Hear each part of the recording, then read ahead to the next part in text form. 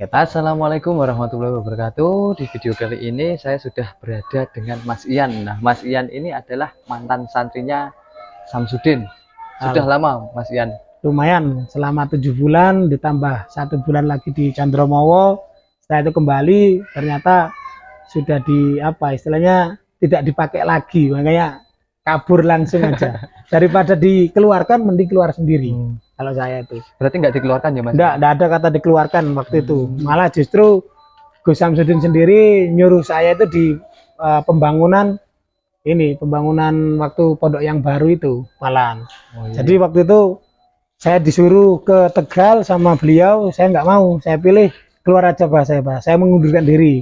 Karena saya udah merasa satu nggak nyaman, kedua banyak penghasut, karena itu tadi saya nggak mau istilah berniat membohongi orang itu nggak mau saya.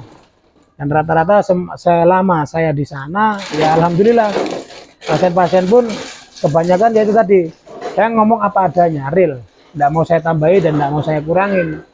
Malah di sana saya semakin lama semakin dapat fitnahan di situ. Oh, itu kalau menurut jenengan nyantri di situ selama 7 bulan.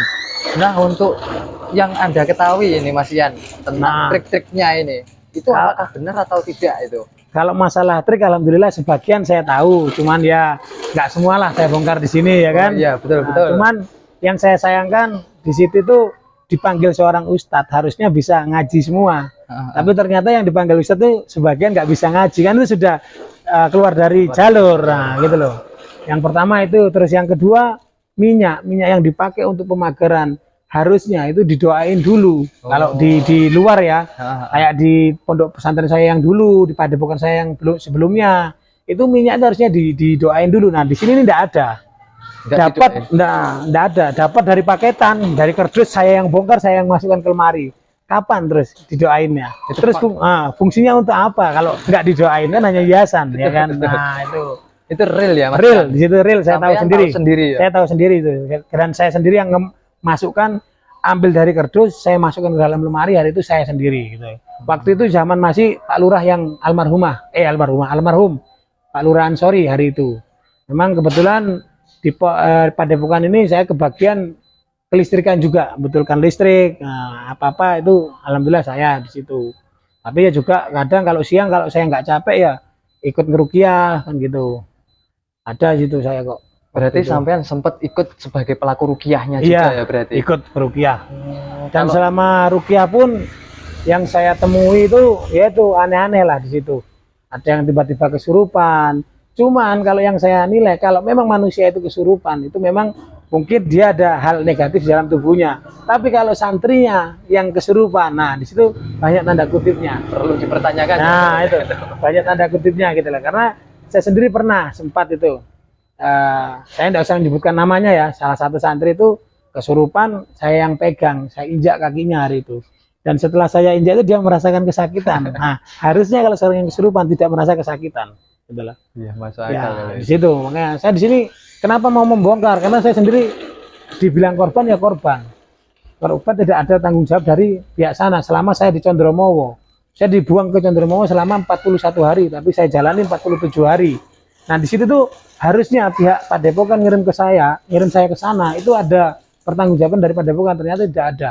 Saya sempat kembali dan minta pertanggungjawaban, anggap uang untuk bulanan untuk ke waktu di Candromowo itu tidak dikasih. Kalau nggak saya minta sendiri, datang lagi ya gitu, dilepas pas total. Nah kan berarti nggak ada tanggung jawabnya gitu ya. Menurut rumor-rumor yang ada ya, bahwasanya Kang Samsudin ini pernah mondok di Candromowo. Benar. Ngawi ya itu. Itu bukan mondok, hanya tabarukan istilahnya. Bukan mondok mempelajari kitab-kitab atau ngaji gitu. Hanya tabarukan di sana ke Abah Yai.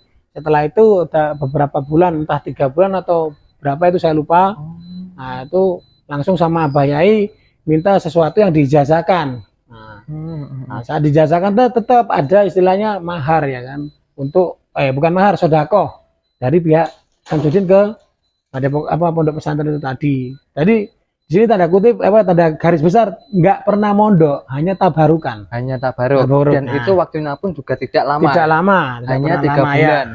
Kebetulan di Candromowo kan pasiennya ODGJ semua di sana. Jadi kita ini mantau terus mengarahkan dari makan terus pekerjaan sampai yang lain kita ngarahkan gitu selama di Condromowo gitu. Oh, pesantren tapi basicnya di Ya, pengurusan pengobatan ODGJ. pengobatan ODGJ ODGJ. di Condromowo itu. Jadi ya itulah, saya setelah dibuang ke sana ternyata kembali bukan seperti biasanya. Karena apa? Siapapun santri yang dibuang ke Condromowo itu berarti yang paling bandel istilahnya.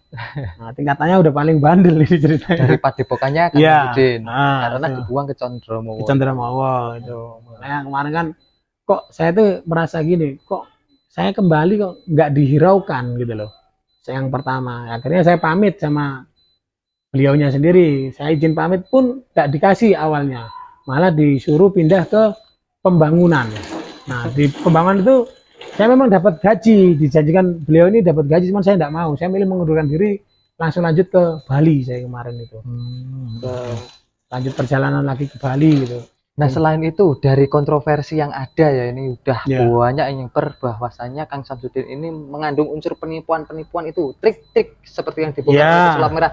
Itu Memang- seperti apa penjelasan? Memang dari- ada sebagian, dulu sempat saya menemukan satu botol cairan yang intinya cairan itu kalau kita taruh di telapak tangan ini kita gosokkan ini keluar asap. Itu ada, saya pernah menemukan.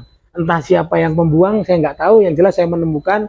Terus saya praktekkan di situ, saya taruh di tangan, saya gosok, saya tunjukkan sama beberapa santri, 2 atau 3 santri hari itu saya tunjukkan. Kok keluar asap? Ini apa? Nah, saya tanya, saya masih bodoh hari itu. Ini apa gitu loh. Nah, di situ satu. Terus yang kedua, waktu itu penanganan khusus istilahnya. Itu hanya santri-santri tertentu yang boleh masuk. Nah, di situ juga itu tangan ini ditempelkan ke kepala sang pasien, keluar asap. itu keluar asap. Nah, itu yang utama, trik-triknya apa ya istilahnya, trik sulap memang gitu loh. Oh, Nggak memang- real, iya memang real trik sulap ya itu. trik sulap. Dan yang saya ketahui selama di situ Amit Nun Sewu, kerisnya itu rata-rata cuma segini aja, nggak pernah dapet yang segini. Nah itu loh. Dan bentuknya pun cuma itu aja gitu. Ada beberapa bentuk lah, entah 7 entah 8. Setiap penarikan mesti itu aja bentuknya. Nah di situ yang menaruh saya curiga, loh kok hanya ini bentuknya gitu loh. Kok nggak pindah ganti kayak contoh dari keris marmesem umpamanya, terus ke apa Logososro. Nah ini enggak, bentuknya ya itu aja. Ada yang bentuk kayak ular lurus, terus ada yang bentuk kayak naga posisi dia itu terbuka mulutnya, ada lagi yang bentuk cuman ular. Nah, gitu. Hanya itu aja, nggak ada yang lain gitu loh. Apa lebih besar bentuknya nggak ada. Rata-rata setelunjuk jari ini loh. Itu yang saya ketahui, terus saya tanda tanya, kok bentuknya ini terus gitu loh. Itu kemarin itu yang bikin janggal. Ya. Kalau soal trik keluar asap itu gimana? Itu triknya seperti apa? Kalau saya dulu kok bisa bilang tahu kalau itu trik? Karena gini, selama di situ saya juga nggak bodoh. Mbah Google juga kan lebih canggih dari dukun. Dan Mbah Google ini saya cari di situ. Oh, ini antara campuran satu zat kimia sama zat kimia, kalau dijadikan satu itu keluar asap. Nah, di situ saya tahunya gitu loh. Nah, itu pun ada buktinya ada.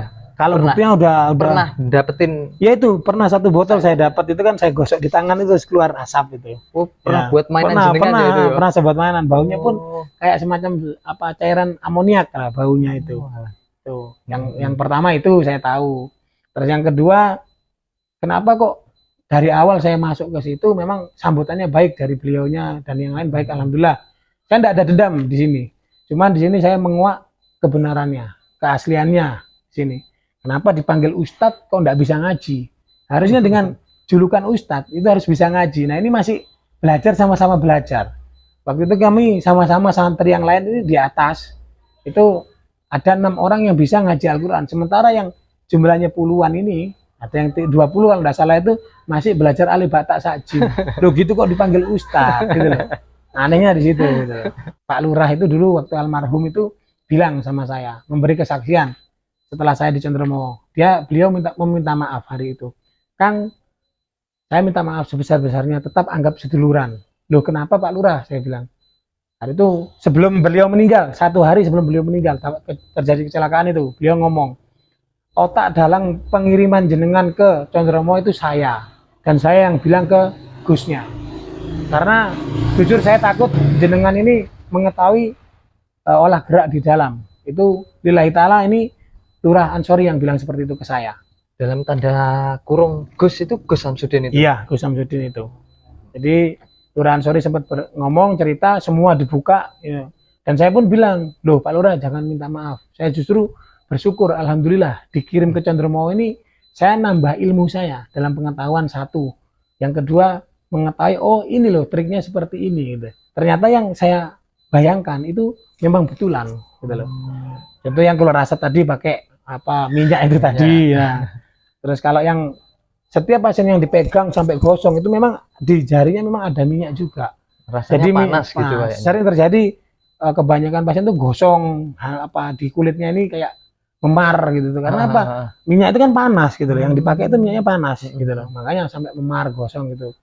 Contoh yang kemarin yang degan itu aja. Jelas-jelas dari kelapa itu ada lubangnya loh. Itu aduh, mainan anak kecil lah kalau saya bilang itu. Kok berani bilang gitu? Nah, nyata-nyata di situ jelas terlihat kan, terlihat di situ ada lubang. Di mana lubang itu tempat masukkan bautnya itu tadi. Sudah jelas gitu. Terus kalau ada telur dipegang, disentuhkan sama pasien, terus di dalamnya ada jarumnya, ada pakunya. Ya mungkin anak saya bisa juga kok itu main itu. Bisa ya kalau trik Insya Allah bisa, saya bisa. Karena saya banyak belajar juga kan dari trik-trik tadi, saya banyak belajar gitu loh. Saya ngerasa salah jalur hari itu, selama 7 bulan saya buang waktu gitu loh. Dan di situ pun kita ngaji itu memang ada kegiatan ngaji di Padepokan. Selama di Padepokan kalau kita malam tidak pernah tidur, kita malam memang diharuskan untuk ngaji wiritan di situ. Tapi nggak ngaji? Enggak, kalau ngaji subuh, setelah sholat subuh itu kita ngaji. Setelah ngaji tadi kita bersih-bersih, tidur istirahat, nanti jam 11 bangun persiapan untuk ikut ruqyah gitu kemarin itu. Jadi setiap hari kegiatan itu seperti itu aja, kecuali hari Jumat kita pray libur. Nah kalau libur itu mau kemana terserah santri. Itu rutinitasnya setiap hari seperti itu ya, sebagai santri. Sebagai santri sudah pernah di dalam Padepokan juga ya. Kegiatannya seperti itu. Enggak ada ngaji Al-Quran atau kitab.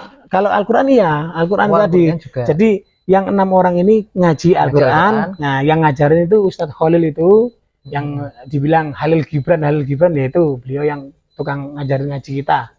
Kalau yang lainnya dulu diajarin sama Pak Ansori atau Lurah Ansori, Mbak Lurah bahasanya dulu. Mantan lurah yang sekarang sudah. Bukan, dulu ada lurahnya yang meninggal yang keluar. Oh, lurah Padepokan. Ya, lurah Padepokan dulu sempat keluar 12 orang itu karena itu di situ sudah mengetahui trik-triknya itu tadi apa, diingatkan jangan seperti ini kok tetap lanjut, akhirnya 12 orang itu keluar gitu loh.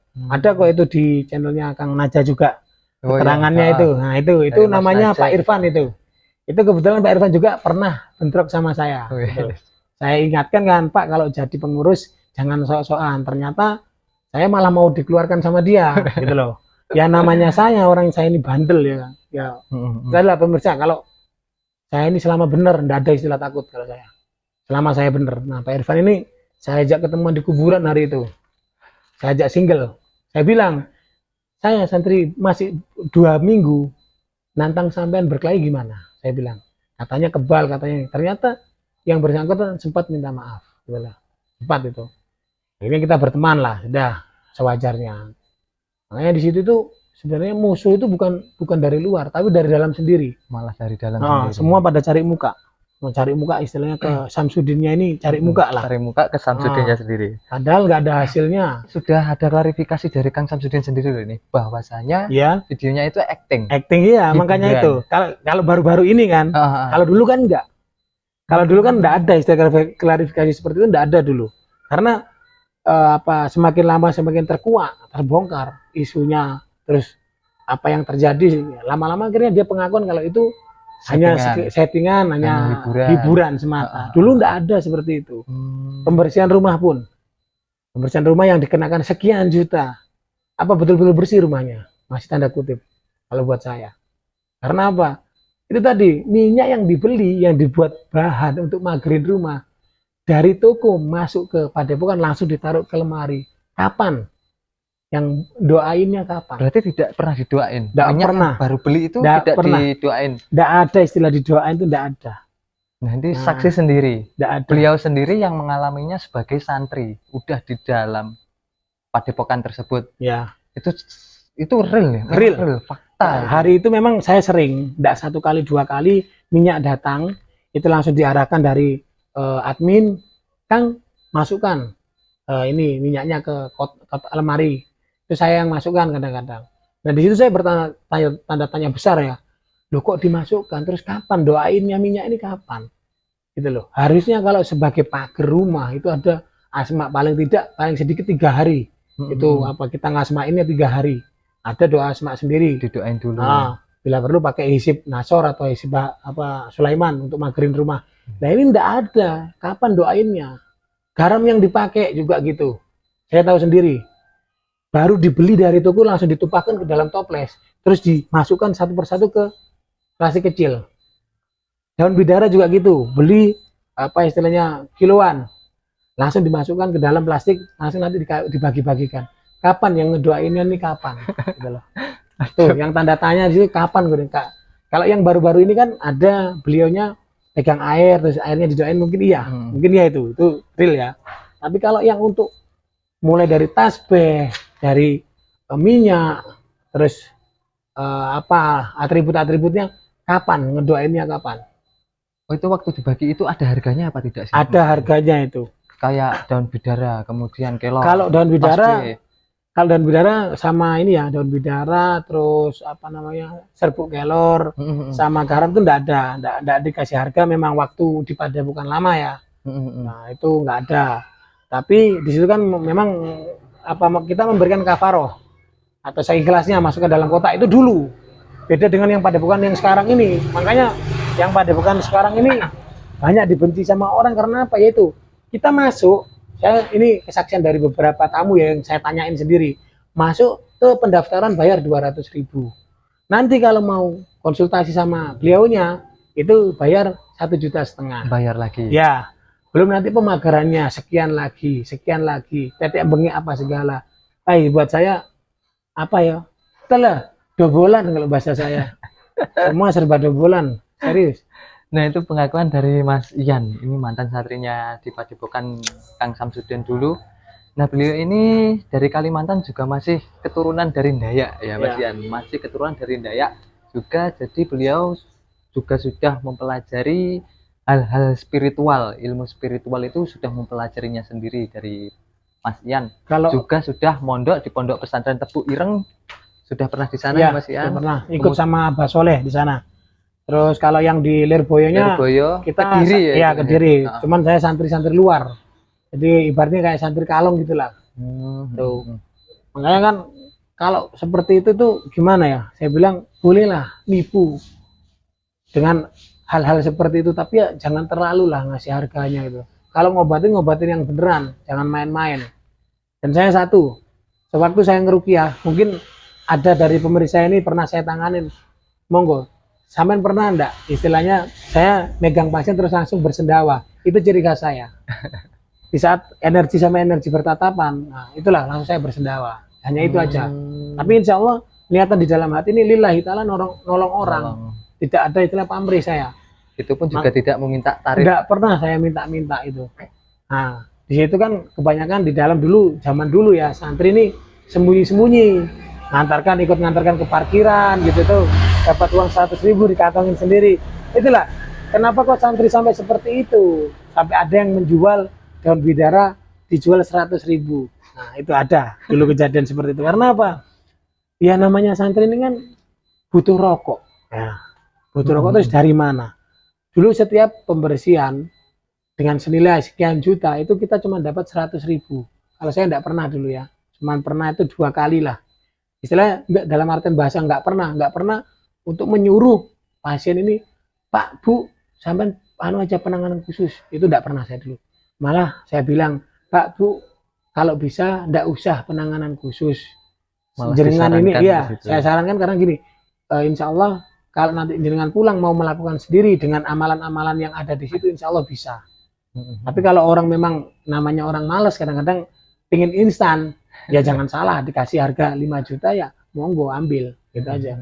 Cuman saya dilihatnya enggak pernah menyarankan dari dulu, makanya saya agak dibenci sama admin juga gitu, seperti itu. Nah ini gini Mas Ian, setelah kejadian pengakuan dari Kang Samsudin itu bahwasanya video-video yang di YouTube adalah settingan, adalah hiburan. Tapi beliau tidak mau mengakui bahwasanya sebuah pengobatannya itu dianggap penipuan. Itu ada indikasinya dari video yang dibuat hiburan itu ke pengobatan tersebut. Sebetulnya kalau saya ngelihat antara pengobatan sama video yang dibuat itu tidak nyambung sebetulnya, gitu loh. Kalau yang dinamakan rukyah memang benar, kita pengobatannya rukyah, itu benar, itu memang benar. Pakai sholawat, pakai baca surat-surat ayat-ayat Al-Quran itu memang benar gitu loh. Cuman yang saya sayangkan yaitu tadi, contoh keluar asap, keluar keris, real enggak gitu loh. Karena apa yang saya katakan lillahi ta'ala benar semua. Saya nggak mau tipu-tipu karena kasihan, saya ngerasa banyak kasihan ke orang-orang yang merasa tertipu gitu loh. Dari masyarakat pun juga banyak ya yang ketipu. Cuma di sini ada yang mungkin mereka takutkan juga karena ingin lapor, tetapi nanti takut disantet, diapakan kan gitu. Mungkin. Nggak ada lah, semua itu lillahi ta'ala. Bukan kita ini mau menyombongkan amit nun sewu sebelumnya ya. Santet itu bisa masuk kalau kita itu lengah. Tapi kalau iman dan takwa kita itu mancep, hanya dengan la ilaha illallah Muhammad Rasulullah, semua itu bisa hilang. Itu aja, Mirsa. Ada pesan-pesan lagi mungkin? Ya, pesannya cuma ini aja lah. Buat siapapun yang pernah merasa istilahnya dibohongin ataupun merasa dirugikan, monggo kumpulkan bukti sama-sama. Monggo, itu hak kalian. Hak kalian yang selama ini, yaitu tadi, mungkin ada sebagian yang sembuh, ada sebagian yang enggak sembuh. Semua itu dikembalikan, cuman Allah Ta'ala yang punya kesembuhan, bukan Samsudin yang punya kesembuhan. Di sini. Karena kalau kita yakin Allah Ta'ala yang memberi sakit, kenapa kita nggak yakin Allah Ta'ala yang memberi sembuh? Jangan yakin Samsudin yang menyembuhkan, jangan. Sirik gitu itu namanya. Samsudin kalau sakit dia disuntik kok di dokter. Kan ada itu fotonya. Nah, mau apa? Mau name itu. Nah, oke. Mungkin cukup sekian dulu. Terima kasih Mas Ian atas penyampaiannya kepada masyarakat. Ini buat edukasi, buat informasi juga kepada masyarakat agar masyarakat tahu mana yang benar dan mana yang tidak benar. Begitu ya Mas Ian. Siapapun yang merasa istilahnya dirugikan, monggo sarang-sarang kita buka semua. Monggo. Mau komen, mau apa silahkan. Monggo. Kalau perlu kasih nomor HP-nya jenengan biar saya hubungin. Karena di sini hati nurani saya sendiri ikut teriak. Kenapa orang yang sakit ingin sembuh malah dibebankan dengan biaya-biaya itu tadi? Itu yang saya nggak suka, gitu loh. Padahal dari Abah Yai Condromowo sendiri bilang, jangan pernah memberikan target berapapun itu kepada pasien, apalagi memberatkan. Selagi pasien itu membutuhkan pertolongan kita. Itu pesan dari Abah Yai. Ya, cukup sekian, matur suwun. Nah, para pemirsa. Terima kasih dan wassalamualaikum warahmatullahi wabarakatuh. Salam kedamaian, peace.